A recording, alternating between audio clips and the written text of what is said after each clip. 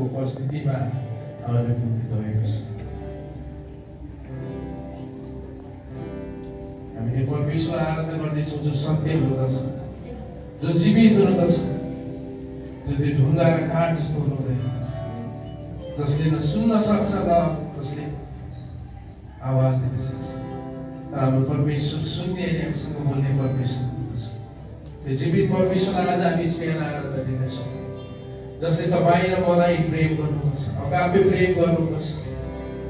जुनसुकै परिस्थितिमा पनि उहाँ हामी साथ गर्दछ। हामीलाई लाग्न सक्छ मेरो जीवन त कति दर्दनीय छ, मेरो जीवनमा कति धेरै दुःख कष्ट छ, मेरो शरीरमा कति कष्ट छ, म कति दुर्बल छु। तर सबै दुर्बलताहरूमा सर्वश्रेष्ठ परमेश्वर हुनुहुन्छ। हाम्रो दुर्बलतामा नै उहाँको महिमा सिद्ध हुँदछ। त्यसकारण आउनुहोस् हामी केही कुरालाई सोच्ने छैनौँ, केवल जीवित परमेश्वरलाई हामी आराधना दिनेछौँ, जसले तपाईँ र मेरो निम्ति आफ्नै एकमात्र पुत्रलाई दिनुभयो। हामी आराधनाले उहाँको सुन्दरताले, यीशु ख्रीष्टको सुन्दरताले भरिएर उहाँको उपस्थितिमा उहाँलाई उत्साहले हामी मण्डली मिलेर हामी उहाँलाई आराधना गर्नेछ। हालेलुया। तपाईँको शब्दमा आराधनाले अनि ख्रीष्टको सुन्दरताले भरिएर आउनुहोस् प्रभु। आराधना दिनलाई प्रभु, तपाईँलाई महिमा दिनलाई, तपाईँलाई प्रशंसा दिनलाई, किनकि तपाईँ एकमात्र जिउँदो परमेश्वर हुनुहुन्छ। तपाईँ सत्य हुनुहुन्छ प्रभु। आदिदेखि अन्त्यसम्म रहिरहनुहुने परमेश्वर हुनुहुन्छ। हामी तपाईँलाई सार्दछौँ। आराधनाले भरिएर सुन्दरताले सजिएर